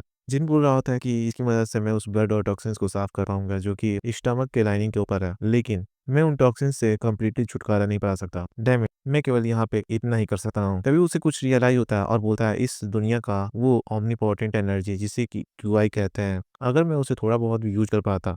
तभी दूसरे लोग उसे देख के बहुत ही ज्यादा हैरान हो रहे होते हैं। इधर हम देखते हैं व्हाइट ड्रैगन की तरफ, जहाँ पे एक गार्ड आके उनसे बोल रहा होता है कि यहाँ पे 35 वुंडेड और 12 सिवियरली इंजर्ड है, और उन 12 में से 6 की हालत बहुत ही ज्यादा खराब है। ऐसा लग रहा है कि उन्हें ट्रीट नहीं किया जा सकता, और वो उस तरफ है। तभी उसकी नजर जिन की तरफ जाती है, जहाँ पे वो उस बंदे को ट्रीट कर रहा होता है। इधर जिन दूसरे पेशेंट की तरफ आ चुका होता है, जहाँ पे उस बंदे को छाती पे चाकू लगी हुई होती है। जिन बोल रहा होता है कि इसके लंग्स को पियर्स कर दिया गया है। वो बोल रहा होता है कि मेरे को कुछ स्कैल्पेल जैसा सिमिलर ही ढूंढना होगा। अब स्कैल्पेल का मतलब मैं बता दूं, वो एक सर्जरी ब्लेड टाइप का होता है, जो कि बहुत ही ज्यादा शार्प होता है। तभी हम देखते हैं कि अचानक से उसे एक डैगर मिल जाता है। वो बोल रहा होता है कि ये थोड़ा बड़ा है, लेकिन अभी के लिए ये सबसे बेस्ट ऑप्शन है। उसके आसपास के डॉक्टर, मतलब कि लोग, उसे देख के बोल रहे होते हैं कि देखो वो फिर से उस डैगर को उठा लिया, ऐसा नहीं हो सकता कि वो फिर से उसे यूज करेगा। तभी वो चिल्लाते हुए उन सबसे बोल रहा होता है कि ऐसे ही खड़े मत रहो, आके इसे पकड़ो।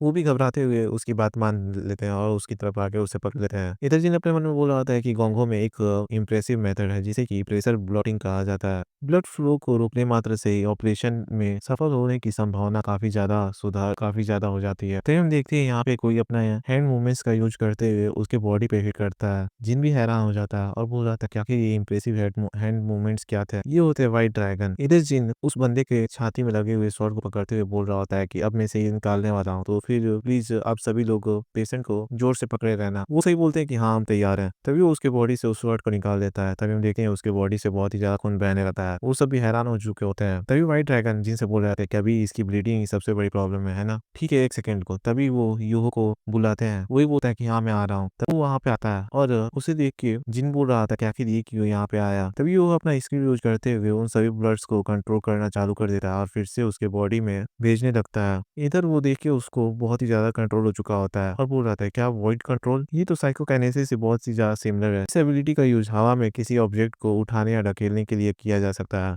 क्या ये काम करेगा? हम देख रहे होते हैं कि वो सारा का सारा ब्लड उसके चेस्ट के अंदर फिर से वापस जा रहा होता है। जिन बहुत ही ज़्यादा हैरान हो चुका होता है और बोल रहा होता है कि सच में तुम ये कर पा रहे हो। मैंने कभी नहीं सोचा था कि मैं इस नज़ारे को कभी अपनी आँखों से देख पाऊँगा। लेकिन अभी ये हैरान होने का समय नहीं है। अभी मेरे को इस पे कॉन्संट्रेट करना चाहिए। तभी हम देखते हैं कि वो उसका ट्रीटमेंट करना चालू कर देता है, जिसे देख के व्हाइट ड्रैगन भी हैरान हो रहे होते हैं। इधर उसने अपने काम कंप्लीट कर दिया होता है और व्हाइट ड्रैगन भी उसे देख के बहुत ही ज़्यादा खुश हो रहे होते हैं। तभी हम देखते हैं कि वहाँ पे लीडर आ चुके होते हैं। वो बोल रहे होते हैं कि आखिर हम लोगों ने कितने ज़्यादा इंजर्ड लोगों को बचा लिया है। तभी उसका गार्ड उसे रिपोर्ट करता है कि यहाँ पे 7 जो सेवरली इंजर्ड थे और 2 जिन्हें की अब बचाया नहीं जा सकता, और जो 5 थे इंजर्ड उनमें से 2 मारे जा चुके हैं। इधर हम देखते हैं कि वो लीडर आके व्हाइट ड्रैगन को ग्रीट कर रहा होता है कि आपका बहुत बहुत शुक्रिया, आपकी मदद की वजह से हम अपने लोगों की जान को बचा पाए। व्हाइट ड्रैगन उसे बोल रहा होता है कि नहीं, आपको इसकी चिंता करने की कोई जरूरत नहीं है। वो बोल रहे थे कि हालांकि मुझे जाना पड़ा था, इसलिए मैं उसे अंत तक नहीं देख पाया, लेकिन इस बच्चे की मेडिकल ट्रीटमेंट की स्किल बहुत ही ज्यादा इम्प्रेसिव थी। लीडर भी बोलता है कि हाँ, मेरे को भी ये फील हुआ, ऐसा लग रहा था कि मैं कोई सपना देख रहा हूँ। इधर जिन थक आकर बैठे बैठे सो चुका होता है। वो बोलते हैं कि ये कुछ समय पहले ये जगह था, लेकिन अब ये सो गया है। ये अंडरस्टैंडेबल भी है, क्योंकि ये पूरी रात बहुत सारी चीजों से गुजरा है। तभी वो यो को बोलता है कि यो इसे अच्छी जगह जगह पे ले जाके सुला दो।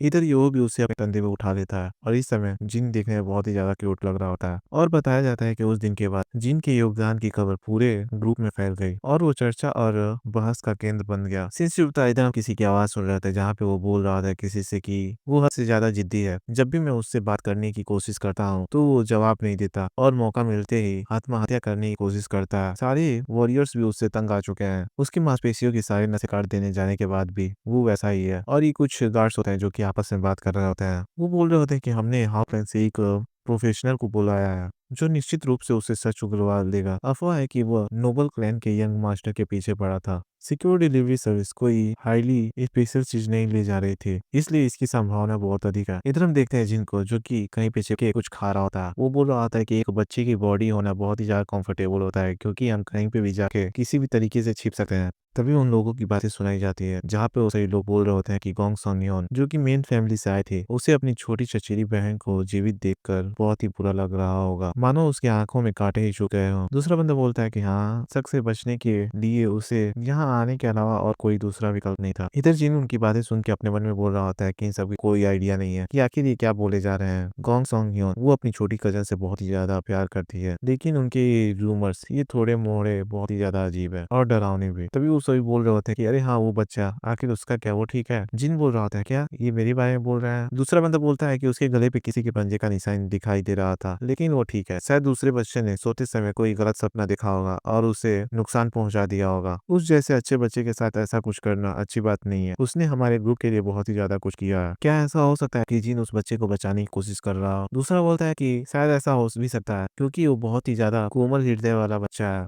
यहाँ फुल उसकी बड़ाई चल रही होती है और यहाँ पे ये बिस्किट खा रहा होता है। वो अपने मन में बोल रहा होता है कि लगता है कि ये सभी लपेटे में आ चुके हैं। तो ये दूसरा बंदा बोलता है कि हाँ, तो सही बोल रहे हो, हमारे लीडर भी जिन के गले पे लगाने के लिए मरहम ढूंढने के लिए गए हैं। जिन अपने मन में बोल रहा होता है कि सभी लोगों को लग रहा है कि गोंग सॉन योन ही इन अटैक के पीछे के कारण है, इस अटैक के पीछे ही कारण है, जिससे कि वो अपने यंगर कजिन सिस्टर को एलिमिनेट कर सके। वेल, गोंग सॉन योन वो अंत तक खुद को जस्टिफाई करने की कोशिश नहीं करेगी, क्योंकि वो प्लान कर रही है कि वो गोंग सॉन योन को अपनी हेड की पोजीशन दे देगी। हालांकि इसके अलावा शायद उसने अपने प्रिय चचेरे भाई की हत्या के प्रयास के पीछे की साजिशकर्ता की तलाश शुरू कर दी है। तो हम देखते दरवाजा खोलते ही हारियोन आ जाता है। वो गुस्सा करते हुए बोल रहा होता है कि मैं बस सोच ही रहा था क्या कि तुम कहाँ पे भाग गए, तो फिर फाइनली मैंने तुम्हें ढूंढ ही लिया। तभी हम देखते हैं कि वो उस बेस से थोड़ी दूर आ चुके होते हैं। इधर हारियोन उसे बोल रहा होता है क्या कि तुम मेरे से क्या चाहते हो। तभी जिन एक पत्थर पर बैठते हुए उसे बोल रहा होता है कि वेल, अगर ठीक से सोचे तो मैं तुमसे यहाँ पे कुछ भी नहीं चाहता। हारियोन बोलता है क्या? जिन बोलता है चलो भी, जब तुम मर रहे थे तब मैंने तुम्हें ट्रीट किया और क्यूबाइड डिस्पर्जिंग पॉइजन के बारे में भी रिवील किया, जिससे कि इन्वेजन के बारे में प्रिडिक्ट किया जा सके। इसके अलावा मैंने उस सारी अफरा तफरी में भी तुम्हारा देखभाल किया और उसके रिटर्न पे मेरे को क्या मिला। ये वो अपने